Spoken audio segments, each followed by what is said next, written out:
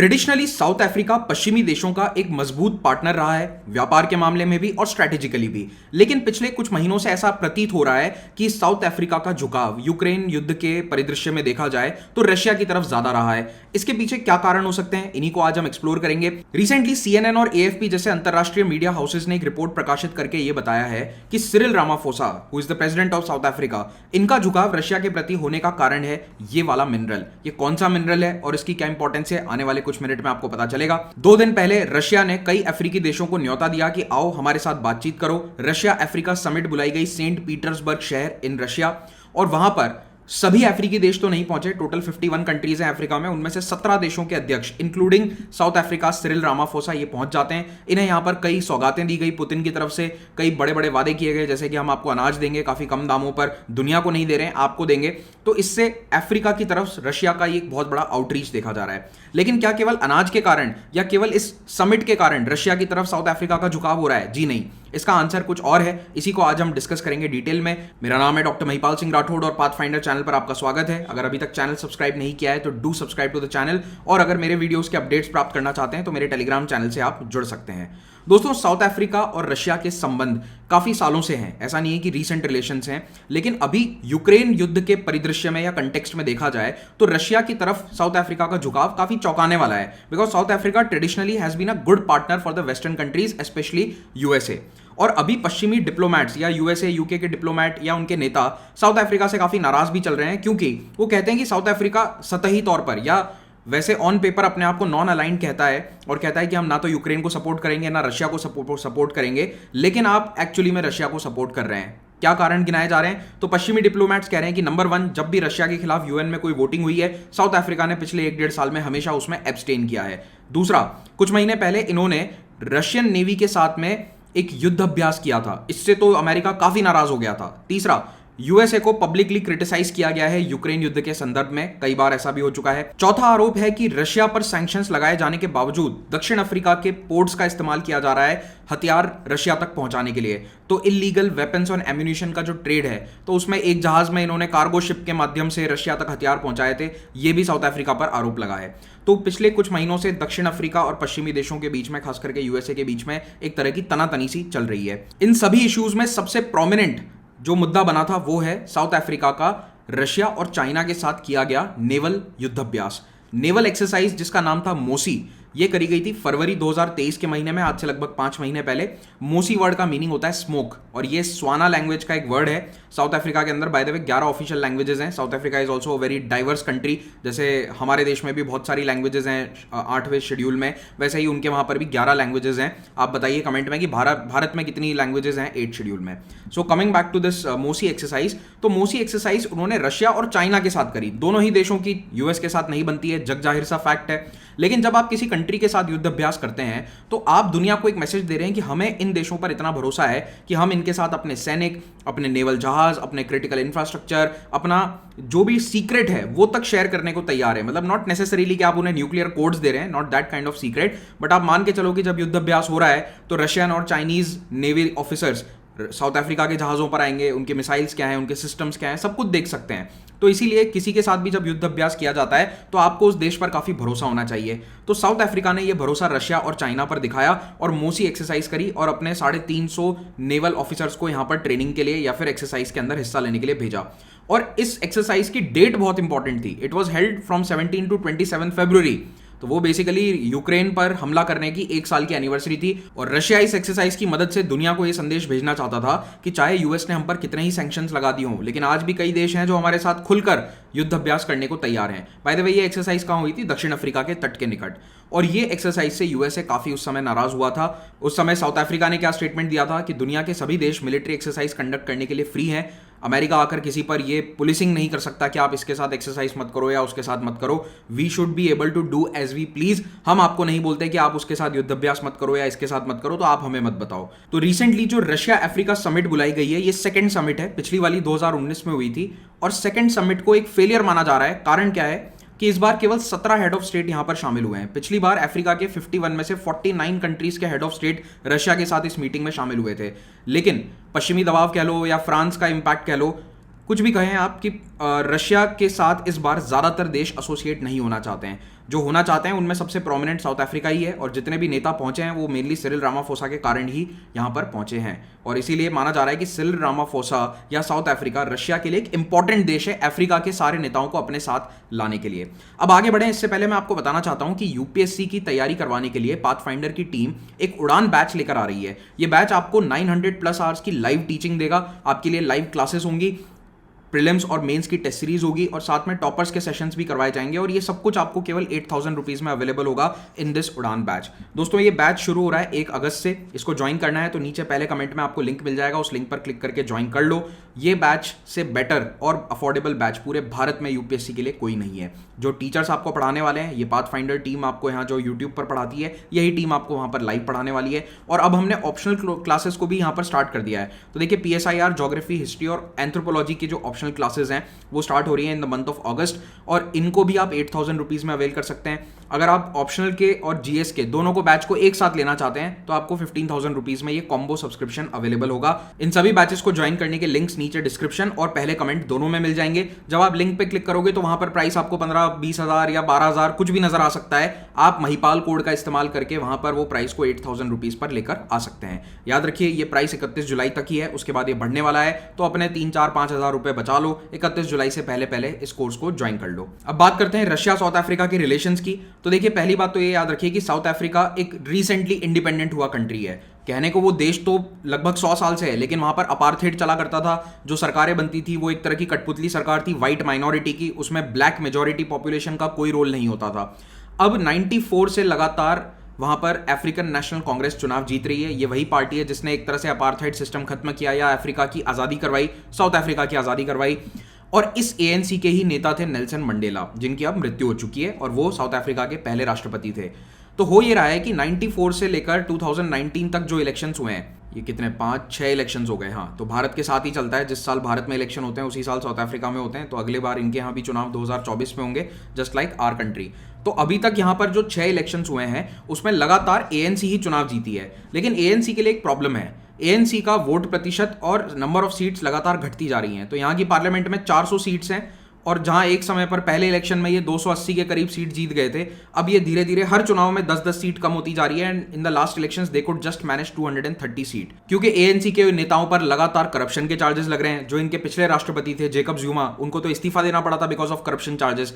तो एएनसी की जो इमेज है वो काफी खराब होती जा रही है लोगों के बीच में, और ऐसा माना जा रहा था कि 2019 में ये चुनाव हार जाएंगे। जैसे तैसे चुनाव जीत गए, और 2024 में फिर से चुनाव जीतना एएनसी के लिए काफी मुश्किल है। तो अभी जो सिरिल रामाफोसा है, हालांकि वो 2019 में अपनी पार्टी को जिता लाए थे 230 सीटों पर, लेकिन अब उनकी अगली बार सत्ता बननी थोड़ी सी मुश्किल है। तो इन्हें भी क्या चाहिए, इन्हें बहुत सारा सपोर्ट चाहिए। ठीक है, तो एएनसी जो पार्टी है, मैंने आपको बता दिया, it has been in power since 1994। और जहां तक बात है साउथ अफ्रीका और रशिया के रिलेशंस की, तो देखिए दोनों देशों के बीच में बहुत समय से रिलेशंस हैं। 1942 में जब सोवियत यूनियन था, रशिया नहीं था, उस समय से साउथ अफ्रीका के साथ इनकी एक डिप्लोमेटिक रिलेशन है। तब साउथ अफ्रीका भी अपार्थेड वाला देश था, यहाँ पर फुल्ली इंडिपेंडेंट या डेमोक्रेटिक इलेक्शंस नहीं होते थे। तो साउथ अफ्रीका तब एक तरह से व्हाइट माइनॉरिटी गवर्नमेंट के द्वारा रूल था, और उसे सपोर्ट करता था यूके। तो तब से इनके बीच में रिलेशन है। फाइनली 1991 में जब यूएसएसआर समाप्त हो जाता है, रशिया देश आता है, तो सबसे पहला देश जिसने रशिया को रिकॉग्नाइज किया था डिप्लोमेटिकली वो था साउथ अफ्रीका। और उस समय साउथ अफ्रीका के अंदर भी चुनाव होने की घोषणा हो चुकी थी, और 94 में वहां पर भी चुनाव हो जाते हैं, यानी कि अपार्थेड खत्म हो गया था। तो अगर आप रशिया और साउथ अफ्रीका के ट्रेजेक्ट्री को देखेंगे तो दोनों ही देशों ने अपने 80-90 साल पुराने आवरण को हटाकर, पुराने सिस्टम्स को छोड़कर एक नया सिस्टम चालू किया था इन द अर्ली 90s, और तभी से इनके संबंध काफी अच्छे हैं। तो दोनों 91-92 से एक दूसरे के साथ डिप्लोमेटिक संबंध स्थापित करे हुए हैं। 93 में इन्होंने मिलिट्री कोऑपरेशन का एग्रीमेंट भी साइन किया। 99 में जो रशिया विजिट करने गए थे नेल्सन मंडेला, ये एक इंपॉर्टेंट विजिट मानी जाती है। उसके बाद 2006 में पुतिन भी इनके देश में आए थे, तब से इनके संबंध और प्रगाढ़ बन गए हैं। 2010 के बाद तो ब्रिक्स ग्रुपिंग बनी है, और उसके बाद से और अच्छा कोऑपरेशन दोनों के बीच में बन चुका है। रशिया ने अपनी एम्बेसी प्रिटोरिया शहर में खोली हुई है, और एक कॉन्सुलेट जनरल है केप टाउन में। साउथ अफ्रीका की अपनी एम्बेसी है मॉस्को में। अब यहाँ रशिया की एम्बेसी 2 अलग अलग जगह क्यों है? क्योंकि साउथ अफ्रीका में एक राजधानी नहीं है, टेक्निकली वहां पर 3 राजधानियां हैं, ये भी याद रख लेना। तो देखिए इनका एग्जीक्यूटिव हेडक्वार्टर है प्रिटोरिया, यानी कि सरकार के जो ज़्यादा एग्जीक्यूटिव ऑफिसर्स हैं वो सारे यहाँ प्रिटोरिया में बैठते हैं, उनके ऑफिसेस यहाँ हैं प्रिटोरिया में। सेकंड, जो इनका जुडिशरी है यानी कि सुप्रीम कोर्ट है, वो है ब्लॉमफॉन्टेन में। तो ये ब्लोमफॉन्टेन में जो है ये जुडिशियल राजधानी का काम करती है, और जो लेजिस्लेचर है यानी कि इनकी जो पार्लियामेंट है वो है केप टाउन में। तो इसीलिए साउथ अफ्रीका की 3 राजधानियां हैं, याद रख लेना। ये एकमात्र देश है दुनिया का जहां पर 3 सेपरेट कैपिटल्स हैं। कई देशों के 2 कैपिटल होते हैं, इनके 3 हैं। अब बात करते हैं कि साउथ अफ्रीका के यूरोपियन यूनियन और अमेरिका के साथ कैसे संबंध हैं। देखिए, इनके साथ बहुत अच्छे व्यापारिक संबंध साउथ अफ्रीका के रहे हैं शुरुआत से, और ये काफी हैरानी वाली बात है कि अब ये रशिया की तरफदारी कर रहे हैं, क्योंकि अगर आप इनका ट्रेड देखोगे तो इनका ट्रेड रशिया के साथ बहुत ज्यादा नहीं है। इनफैक्ट ये लास्ट ईयर का डेटा है साउथ अफ्रीका की ऑफिशियल वेबसाइट से। तो देखिए, जो इनका मैक्सिमम एक्सपोर्ट था वो था चाइना को, जर्मनी को, यूएस, यूके और जापान। तो यूएस और यूके दोनों टॉप 5 में आते हैं, चाइना नंबर 1 पर आता है, तो और ये जर्मनी भी ईयू का कंट्री है। और दूसरी तरफ अगर आप देखोगे कि जहां से ये इंपोर्ट करते हैं तो उसमें भी चाइना नंबर 1 है, जर्मनी, यूएस, इंडिया, यूएई, ये टॉप 5 को राउंड ऑफ कर देते हैं। रशिया टॉप 5 में भी नहीं आता है एज अ ट्रेड पार्टनर। और अगर आप ट्रेड बिलियन में देखोगे तो इनका यूएस के साथ ऑलमोस्ट $20 बिलियन का ट्रेड होता है, और ईयू के साथ $10 बिलियन का ट्रेड होता है। कंपैरेटिवली रशिया का ट्रेड कुछ बिलियन के अंदर है, सिंगल डिजिट के अंदर, और इतना ज्यादा नहीं है कि रशिया का ये लोग यूक्रेन युद्ध में सपोर्ट करें। तो सवाल यह है कि साउथ अफ्रीका की सरकार और सिरिल रामाफोसा अपनी पश्चिमी देशों के साथ इस इंपॉर्टेंट रिलेशनशिप को दांव पर क्यों लगा रहे हैं रशिया की खातिर। तो उसका एक रीजन जो एनालिस्ट या सीएनएन की इस रिपोर्ट में बताया गया है वो है मैंगनीज। तो देखिए, साउथ अफ्रीका मिनरल्स का बहुत बड़ा भंडार है। Manganese is one of those minerals जो है बहुतायत में पाया जाता है, और मैंगनीज का इस्तेमाल आयरन और स्टील बनाने के लिए इन डेवलप्ड कंट्रीज को चाहिए। और साउथ अफ्रीका में सबसे बड़ी कंपनी जो है वो है यूनाइटेड मैंगनीज ऑफ कलाहारी यानी कि यूएमके। तो यूएमके ये मैंगनीज की माइनिंग करती है, और इसके पास जो माइंस है, ये जो कालाहारी वाली माइन जिसका फोटोग्राफ आप अपनी स्क्रीन पर देख रहे हैं, this is one of the largest manganese mines in the entire world. In fact एक जगह पर मैंगनीज सबसे ज्यादा किसी माइंस में पाया गया है तो वो यहां पर पाया गया है, और ये कालाहारी डेजर्ट में स्थित है जो साउथ अफ्रीका के उत्तरी हिस्से में आता है। तो ये पूरा कालाहारी डेजर्ट है, और इसका ये वाला पोर्शन साउथ अफ्रीका में है, और इस माइन की आप एग्जैक्ट लोकेशन देखना चाहो तो ये इस जगह पर स्थित है, नॉर्दर्न पार्ट ऑफ, और you can say the north west part of south Africa. ठीक है, ये इनका हेडक्वार्टर है, यहाँ ऑफिस, इसको छोड़ देना, ये माइंस की लोकेशन है। अब ये जो यूएम के माइन है या यूएम के कंपनी है जो मैंगनीज की प्रोड्यूसर है, it is the 4th largest manganese producer in south Africa. लेकिन जो ये एक सिंगल माइन है ये बहुत बड़ी है, और इसमें फ्यूचर का प्रोडक्शन बहुत ज्यादा है। तो माना जा रहा है कि कुछ ही समय में ये नंबर 1 प्रोड्यूसर बन जाएगी। और इस कंपनी में 51% ओनरशिप तो ब्लैक साउथ अफ्रीका की है। ब्लैक यानी कि वहां के जो मूल निवासी हैं, नेटिव्स हैं, उनकी ओनरशिप है, इसीलिए उनकी वेबसाइट पर ये स्पेसिफिकली मेंशन्ड है। लेकिन आप ध्यान से देखोगे तो इन्होंने 49% ओनरशिप किसकी है ये मेंशन नहीं कर रखा। तो ये जो इनकी ओनरशिप है बाकी की 49%, ये एक रशियन ओलिगार्क की है जिनका नाम है विक्टर वेक्सेलबर्ग। और ये विक्टर वेक्सेलबर्ग उन लोगों में से हैं, उन प्रोमिनेंट लोगों में से हैं जो पुतिन के सपोर्टर्स हैं। He is one of the Russian oligarchs. और जब यूक्रेन युद्ध के बाद सैंक्शंस लगाए गए पश्चिमी देशों के द्वारा, तब इन पर भी सैंक्शन लगाया गया था, और इनका 49% स्टेक है इस यूएमके कंपनी में। अब हो ये रहा है कि ये जो यूएमके कंपनी है ये माना जा रहा है कि एक फ्रंट है। फ्रंट किसका? तो देखिए, एक साउथ अफ्रीकन कंपनी है जिसका नाम है चांसलर हाउस होल्डिंग्स। ये सीएचएच जो है ये इसको एक्चुअली में ओन करती है यूएमके को। अब साउथ अफ्रीका के अंदर ये एक तरह का ओपन सीक्रेट है कि chancellor house holdings company is a front of the party, यानी कि पार्टी की गतिविधियों को स्पॉन्सर करने के लिए या पार्टी की गतिविधियों को चलाने के लिए ये कंपनी चलाई जाती है। और चांसलर हाउस होल्डिंग्स के जो ज्यादातर स्टेक होल्डर्स हैं सारे एएनसी के बड़े बड़े नेता हैं। तो कुल मिलाकर आप देख रहे हैं कि किस तरह से African national Congress, that is the ruling party of south Africa, ये सीएचएच और यूएमके के माध्यम से रशियन ओलिगार्क से जुड़ी हुई है। रशिया के साथ इनके संबंध हैं, और ये 49% स्टेक काफी बड़ा स्टेक है। It is not a small holding, ये बहुत ही बड़ा स्टेक है। तो चांसलर हाउस ने कई सालों तक तो अपनी जो फाइनेंशियल डेटा है उसको छुपा के रखा, लेकिन पिछले साल इनका डेटा कुछ बाहर आ गया था और इनको पब्लिकली एक्सेप्ट करना पड़ा कि हाँ, हम एएनसी को डोनेट करते हैं।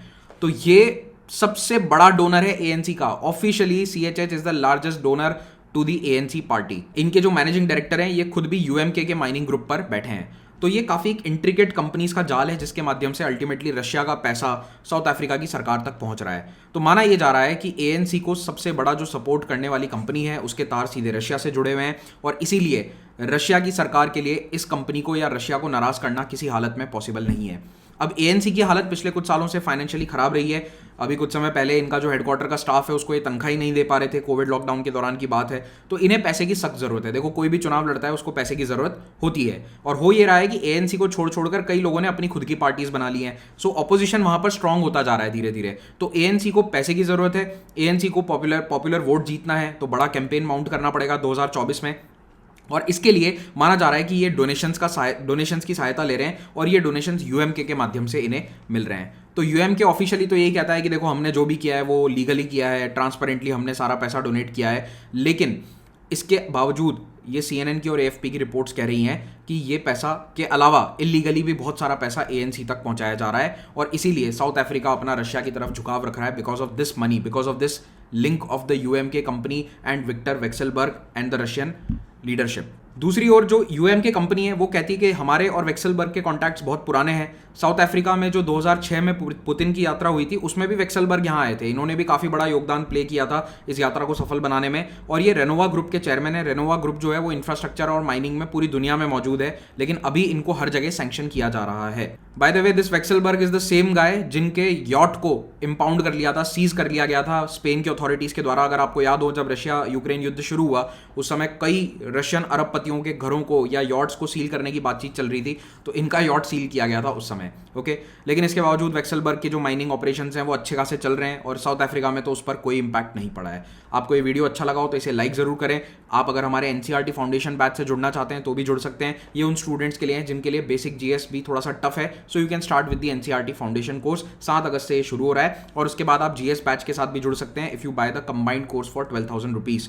आप मेरे टेलीग्राम चैनल से जुड़िए, कमेंट्स में बताइए कि वीडियो कैसा लगा। समुद्र मंथन टेस्ट को जरूर ज्वाइन कीजिए 30 जुलाई को। अनअकैडमी के प्रीवियस टॉपर्स के इंटरव्यूज आप हमारे चैनल पर देख सकते हैं। पर्सपेक्टिव सीरीज को भी देखिए, हिंदी माध्यम इंग्लिश मीडियम सभी के टॉपर्स को हम एक मंच पर लेकर आए हैं। Thank you so much for joining in, have a great day.